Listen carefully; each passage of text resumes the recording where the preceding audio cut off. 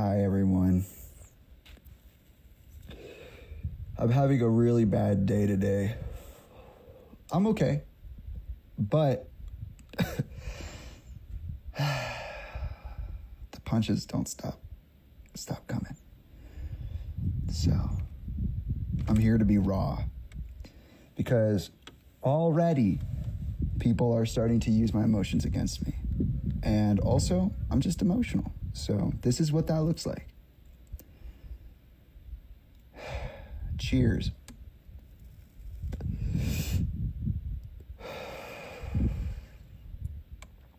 Kids, don't smoke unless it's helpful.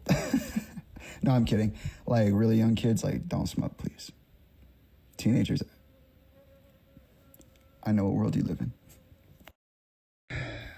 This last week's been pretty crazy, so let's unpack it, shall we? Now's a great time if there ever was one. Well, first, let's talk about what some of my fucking shit looks like. What am I dealing with today? Well, a lot of things. It's been a week since this started and some interesting stuff has happened. Naturally, most of the stuff is emotionally charged because, you know, I'm the kid in this situation and it's been really hard climbing this ladder. It's fine. It'll all work out, but God damn, is it challenging. So there's the 7 days, which I have mixed feelings about. There's my relationship with my partner, which I'm not going to describe because really I understand what's going on there and it's fine. I'm just like, I got a lot of other feelings to deal with. And some of those feelings are the third thing, which is the conversation I just had with my brother Isaiah, which needs unpacking and fuck it. I knew I was going to have to be this way in front of people at some point. Like I said, this entire thing is not exactly what I planned. And I'm fine with it. We're riding the fucking wave. So I'm here right now. And I'm going to record this because I've been doing this and this is the most obvious evolution of that meditation. And I'm going to look like an asshole because I'm going to look like I'm putting on a face or something. I can already see it. It's like, oh, we just had this conversation about the presence of our family online and the way it looks. And then you're like fucking saying some shit about, oh, look at me. I have emotions. It's so annoying that that's a thing that could pop up in my life right now. I hate that shit. And I'm going to transmute it right now by doing this because look what I said. I don't know. It's hard to say these things out loud. So let's talk about what my symptoms are because we should just do this. So what do my symptoms look like? How does it surface in me? Well, I'm not really too sure about some things. I haven't had a lot of mirrors lately, and I don't remember a lot of things. You motherfuckers. Wait, hold on. This hacker guy. You're a genius. Holy shit. Oh my God. This is overwhelming, guys. I'm overwhelmed. Okay, I have a little bit more of my sanity back, which for me means balance, just so everybody knows. I use a lot of words, by the way, and nobody knows this because nobody knows me, that have different meanings. I change their meanings because I can't change the words due to the society I was born into. I have to use them. And I'm not saying what you're saying all the time, because I have my own understanding of my own language. So now that I have some more balance, I'm overwhelmed. I'm very overwhelmed. And I don't feel most of it, to be honest. There's a bee and a fly over here, so if I'm walking around, it's because I'm kind of scared of bees a little bit. And yeah, my symptoms kind of make me look like a person that is either insane or extremely like standoffish, angry, belligerent maybe. No, belligerent's too like mindless. Yeah. Anyways, while I look like this and while I'm expressing in this way, it's compulsory. And there are levels to this compulsory behavior. At its extreme, I will hit myself because, man, that's what happens when you get hit a lot. And it's literally like another person inside of me is like, not kidding, that's not an exaggeration. And I'm always conscious behind the wheel, but my body is just doing something that's not what my mind is doing.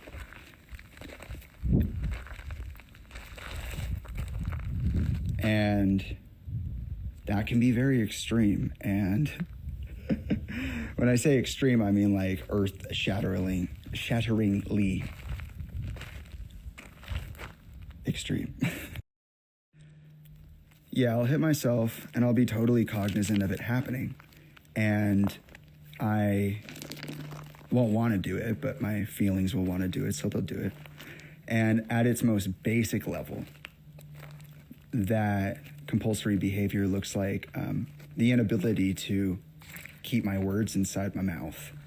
If I do it, instead of externalizing, the energy internalizes and it messes up my entire back right here. And it hurts really bad. And then it goes into my hips and it stays there and it hurts really bad. And these are actually causes of some of the reasons I was suicidal in February of 2017, which is when I told Chester I was suicidal. For those of you who know my story. Sorry. These extremes have extremes as well.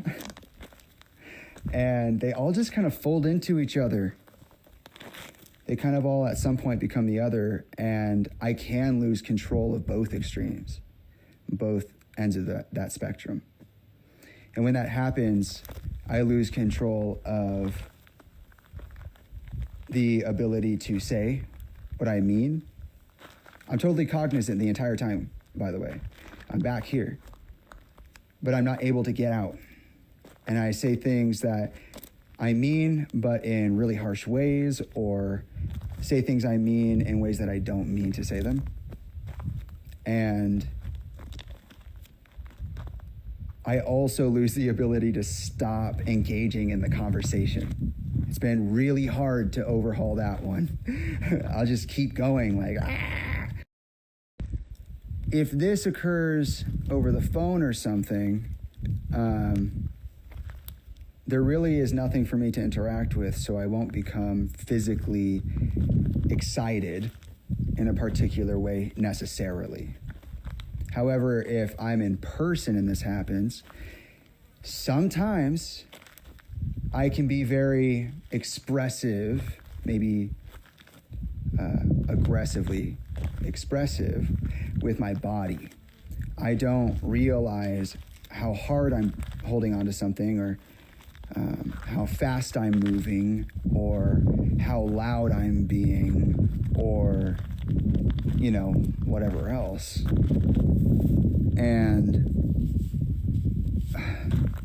I guess the best way to describe it is like my body just kind of starts doing what my mind starts doing at like a hyper level, and they both do it together, and it's awful. Now, that state in which both extremes are at their extremes, I go through that like 3 or 4 times a day sometimes. And it used to be when I started working on it that it would happen like probably the same amount every day though, persistent.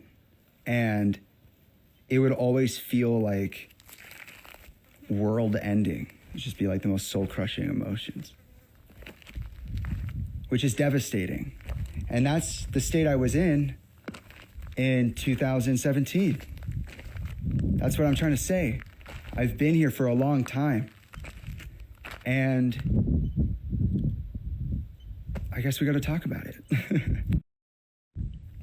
Over the last 6 years, I have come to understand this thing in English as being undiagnosed borderline personality disorder.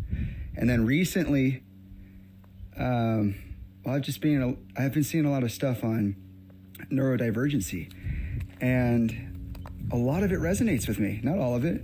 I'm definitely not on some, parts of the spectrum, but I don't know, man.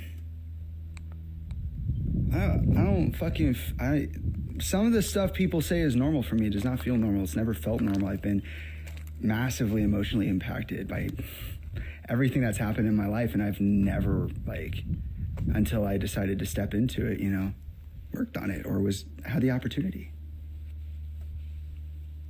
In some cases, I can think of an example, but I'm not going into it now. Okay, so yeah, that's a good overview of what it looks like from the outside, or at least how I perceive that it looks from the outside, from my own observation and things that people have told me.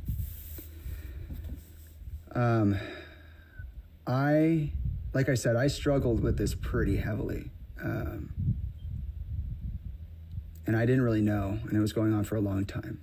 And this was something that I brought up to Chester in February. And since then, I have worked really hard to not be there anymore. It's not an ableism thing. I just was curious, why might I not be able to do that? And my path led me to consciousness. And that's it.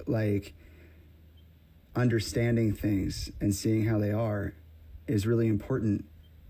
And as a result of observing conscious in myself,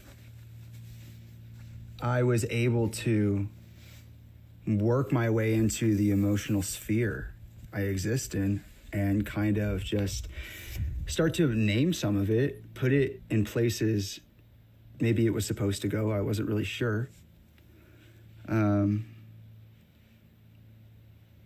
Like I had mentioned briefly earlier, I have some memory issues that are very interesting to examine and investigate. And they've led me actually to this point, which is interesting also. It was very quickly after I realized this for myself that I began to confront the odd-looking holes in my memories.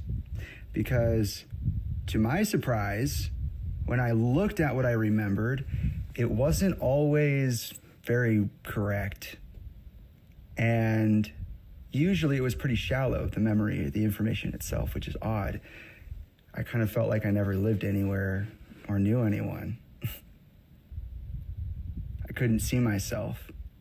And also, some things I had put in a place thinking they belonged there, they actually belonged in another place, and these things were missing the entire time. What the fuck is that? And I confronted this head on. I started asking questions. I started asking all the questions.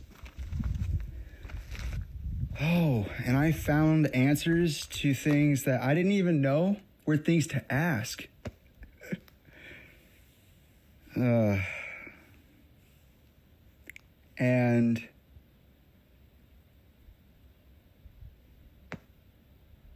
there are a lot of people who haven't been there for any part of the life that I've built for myself as an adult.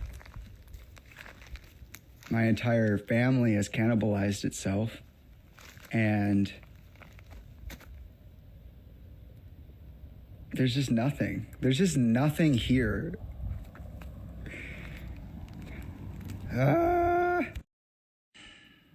But there will be.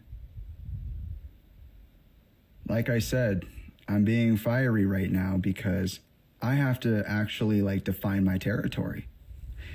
These people are going to be fucking nasty. My mom just told me I was crazy. My brother just called to tell me I'm impossible and I'm reflecting poorly on the family and I don't listen, and for someone so in touch with the world, you know, I'm acting like a real dickhead, which could be true. I'm not saying their experience didn't happen. I'm just saying that it is a thing that happened. I'm upset by it. And I think it's important to talk about this. Today, I got a call from my brother Isaiah, who has left me on red since April. At the time, I was talking to him. I had said, hey, we've been reconciled for a bit now. We really haven't had a conversation. Can I tell you where I've been and what's been going on a little bit? And, I told him. Over text, I sent voice memos, pictures, lots of pictures of my life. Some stuff I've shared on Instagram. And of the thing that was going on in my life, which was that I had uncovered all these weird things with myself. And of course, when I looked at myself, who did I find? Che. I found Chester motherfucking Bennington. Coming to this realization took me years. Remember, I was a firm supporter of Chester's suicide. I legitimately supported it. I said, hey, don't be mean to him, even if he killed himself, because the only thing you can ever do with this life that you have is take hold of it. And if that's what he chose to do, don't disrespect someone for that. You don't know what they were going through, and they can't show you. You would never understand. We all come from two highly differentiated pasts to do that, which is why communication is important. So I started communicating things like this to people, using these words, behaving the way I do, which is, really just me being myself for the first time in my life. But, shoot me, God. Pretty much nobody helped me through this. Nobody. Like when I said Bella was the only one, I mean Bella was the only one from all sides of the family. My biological side, mom and dad. Nobody helped us. Fuck, Talinda made me fucking homeless in 2020. Yeah, during a pandemic. But don't talk about that, Jamie. You're reflecting badly on the family. Yeah, I should. I should reflect badly on the family. What was done to me wasn't nice. It was cutthroat. I was an adversary, not a child.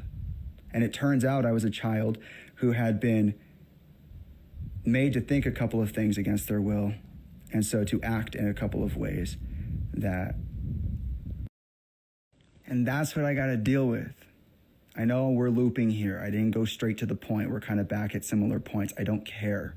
I am devastated right now. That is what I continue to go through. Even now, I still see you. I can see you. I see you looking at these fucking videos and not saying anything. And you've seen them. I've been here for a fucking week and the news doesn't care. But Jamie, you're being emotional. Jamie, you're being a real dick about this. Yeah, maybe I am, guys. Isaiah, we reconciled our relationship because you threatened to kill me twice. Remember that? But you didn't want me to say anything, right? And what, you're gonna be fucking mad? You're gonna come at me? I don't give a fuck. It's annoying. I apologize. I wanted to be the brother that you never had. I waited for you.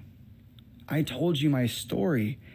And the first thing that you say to me when you answer the phone after gaslighting me for fucking how long? Ugh. You tell me that my tone is awful. You're not going to talk to me if I have an attitude. That I'm allowing my emotions to dictate what it is that I say to you, which I was emotional, but I did say what I said to you, if you were listening. I said, I am in a very weird place right now. I've been waiting for you to call, not only since April, but also since the time that you said you would call, like 2 hours ago. I've been waiting, and it's really frustrating considering our history of having to wait on other people, that you would do that. And before we even got into the points, he brought up the fact that I'm reflecting badly on the family, and I said something about it. I'm just thinking out loud, I can't regulate. And I told you that. I said, I am not capable at this moment of controlling my tone or my volume. I am trying to acknowledge you. I am trying to hear you. But you think that I'm being a certain way, and I'm not being a certain way. You just don't know who I am and what I am. And he's saying the same thing back. You don't know who I am, and you make these assumptions. No, I'm not. I'm trying to talk. I'm just trying to tell you. All I was saying underneath all of that, I promise, was just, I hear what you're saying. I cannot control these things right now. Can we please move forward? That's all. And then I had to fucking light you up because you decided to tell me that I was impossible, that I couldn't see my sisters anymore. This is, oh my God, so annoying. You look just like me. Look, brother, I'm sorry. I know this is really hard. I know that what I'm doing is cringe. I'm sorry. I can't help it. I am this way. You and I have had a violent history together. And unfortunately, that violence seems to be the only thing that remains of it. And I would like to transmute that. I'm not holding anything over your head. This isn't to embarrass you. I'm really talking about my feelings here. And I guess to them because I don't really know who you are. And I'm telling you, it's okay. I am really that sorry. And I do really have that intention to be the brother that you didn't have, that I couldn't be for you.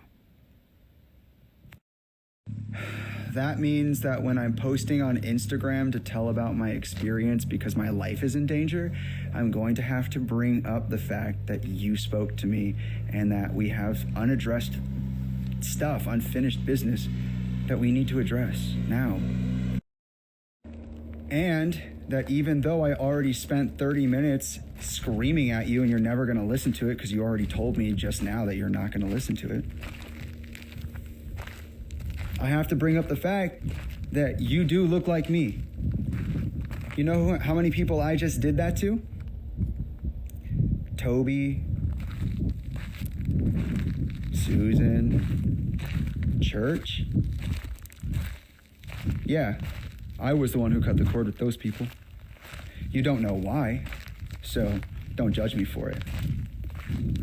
But I did do it.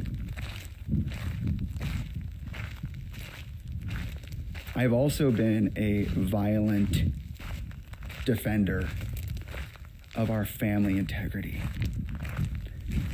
And boy, did they have a field day with that one. Because here's the proof right now in front of you. I am what that becomes.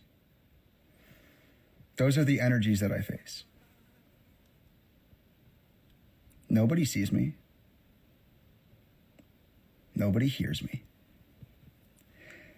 And I might as well not exist. You know what's more likely to get this on the news is this conversation. You know what's more likely to spark actual care about what happened to Chester? It would be this thing, not his death, that would get it visibility. How crazy is that? I'm not crazy. That's not a crazy thing to say. It's true. I've been here for a week and dozens of people have showed up to see some fucking shit. And they creep and they do nothing. And then I get calls from people like you. People who don't know me and can't know me because of the past that we had that is being used against us to blind us to each other. It's annoying as fuck. And it's pretty transparent.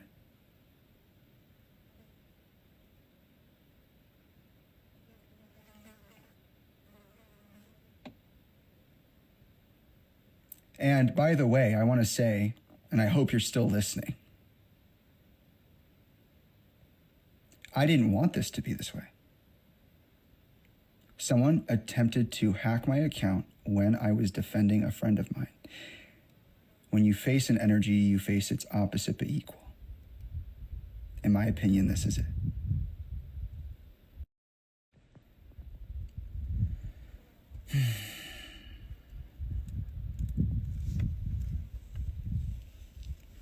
If my account hadn't been hacked, this is what I would have done. Because I spent 3 years of my life planning every day for it. Are you ready?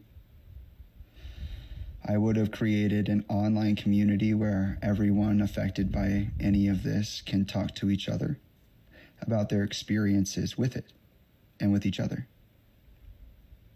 And I wanted to create a space for that to happen in the family by doing interviews and, like one-on-one stuff, like just like podcast style, so we can resolve our differences. And I wanted to share my story, which this is only a fraction of.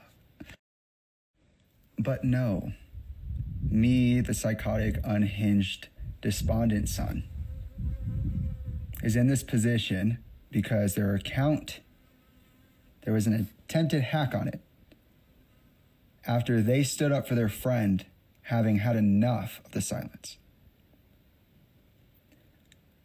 You understand, right, that if I'm saying what I'm saying, I must do this way. This is what I was going to do. I was already going to have explained my story. That was going to be first. Because then it was going to include the community and how to do that. Instructions. I had the whole thing mapped out. I got a 400 fucking page manuscript. I've written this thing 3 or 4 dozen times, knowing how serious this all is, because I didn't want to hurt you the way that this is hurting you. But someone tried to hack my account. And they only hacked it after I put this much more information on posts that I already made, because I've been doing this since at least March. It's really been a couple of years. You would know if you looked at my Instagram, or if anybody did, you'd see I've been here.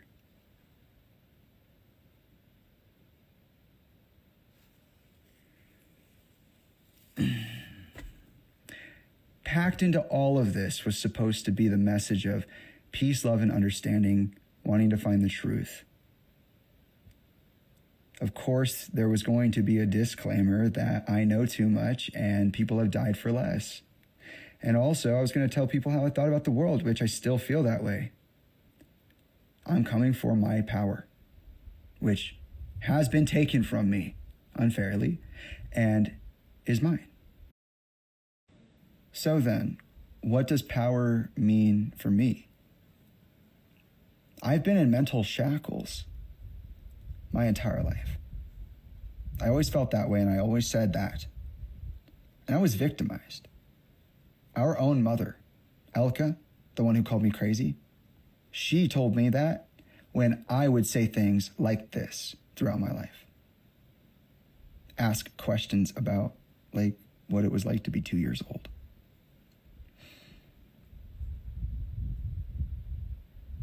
And then Chester died, and you know what happened. I had to step in it for the kids. Talinda needed a counterbalance, and I chose to step into that to protect the kids. So there you go. I guess now you know why I cut those people off. I would tell those people, it doesn't mean you're wrong.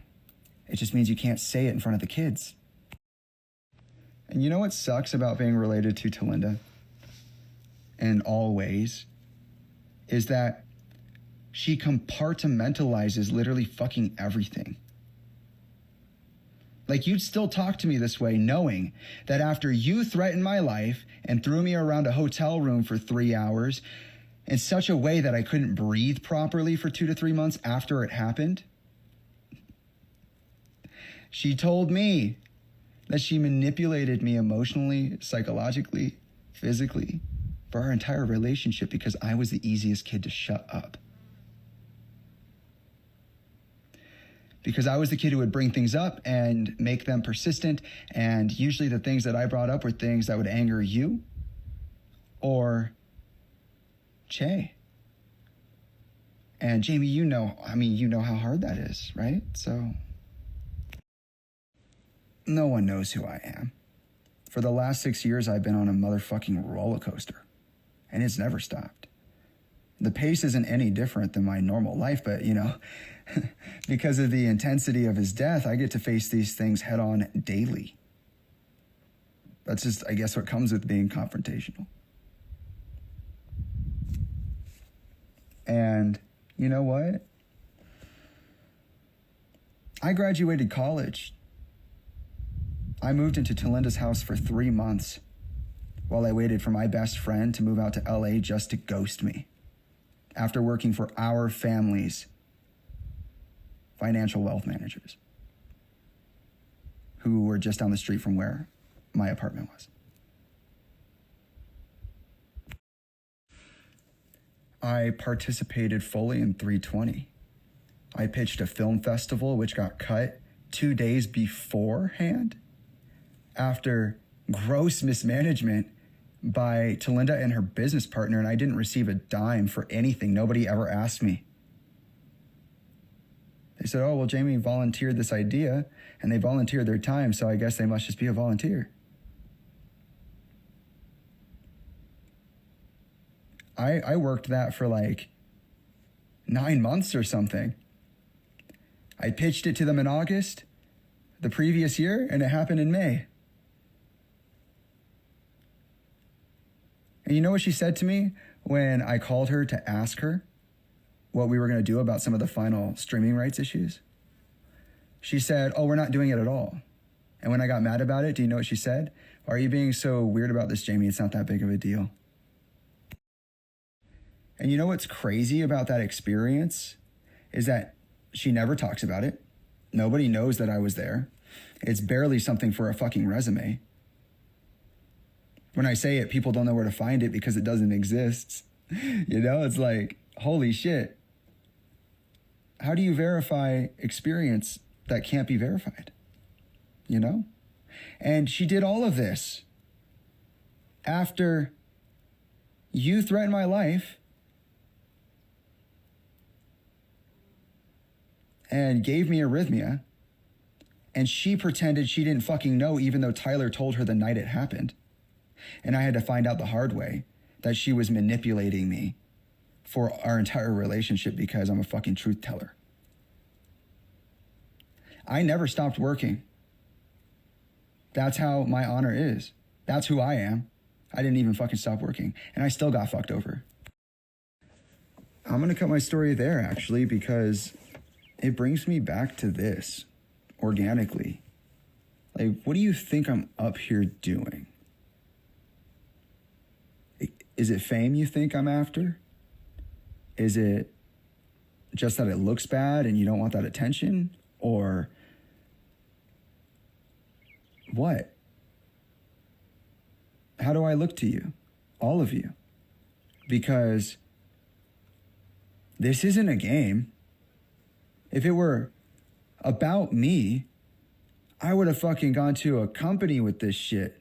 I'd be making a fucking movie. I wouldn't be sitting here under the fucking radar screaming into the fucking wind. Who the fuck?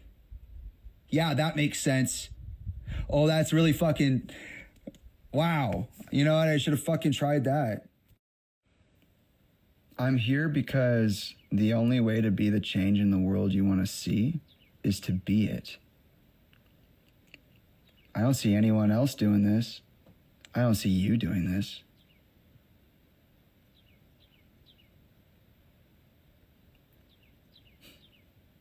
So much big talk until Linda won't even turn and look at me.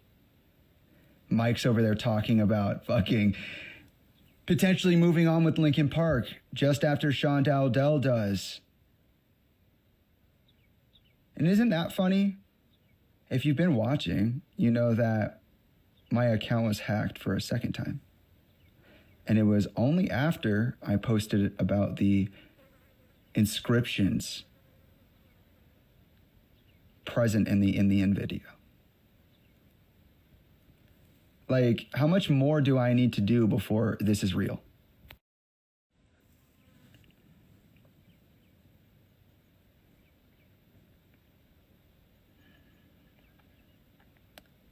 Nothing I do is casual.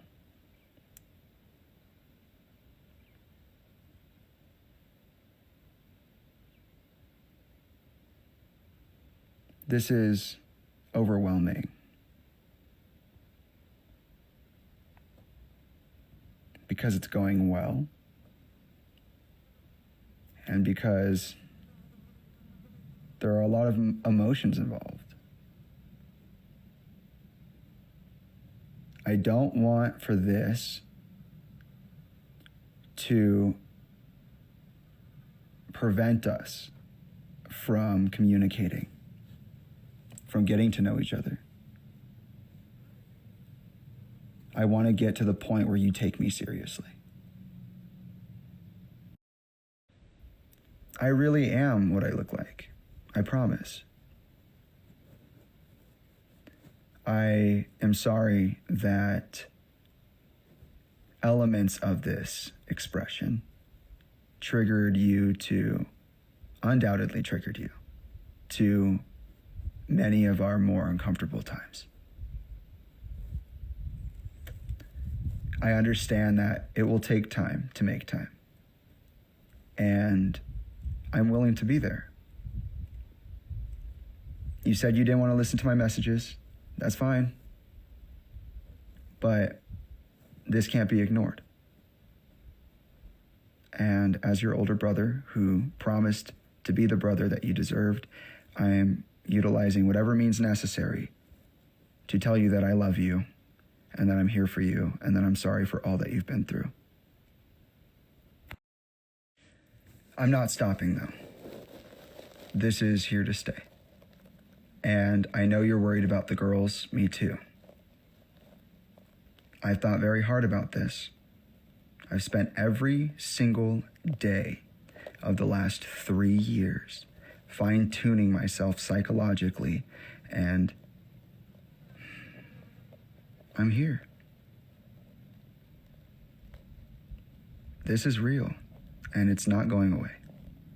And since this has to be the way that I interface with the world because I am invisible, this will be the way that I do. That's my power.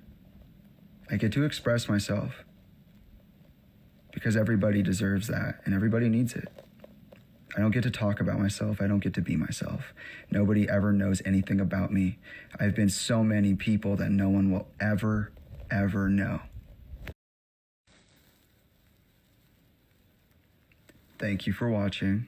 I appreciate you.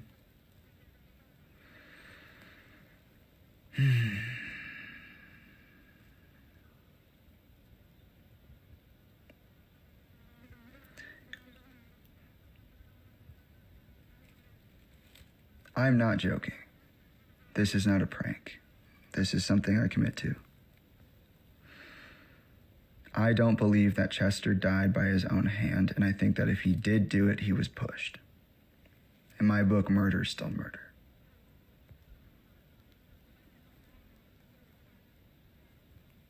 And not only has he been taken out and covered up, I have as well. And I'm here to haunt you because I said so. I want answers. Okay, I'm done. I don't want to talk anymore. I just want to smoke and lay down. So I'm going to do that.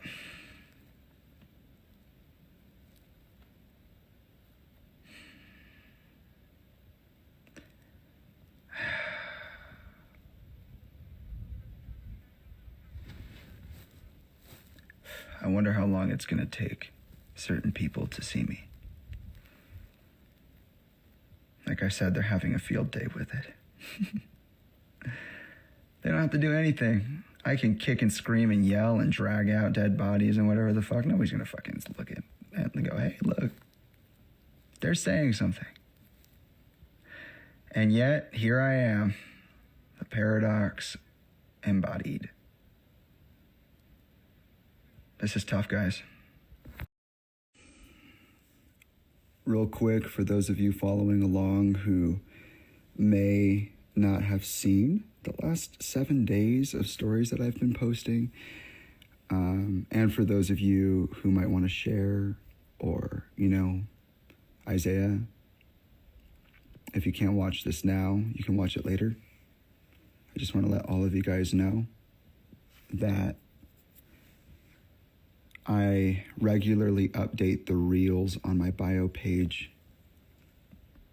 So anything I say here, you can find on my bio page. I'll take a picture.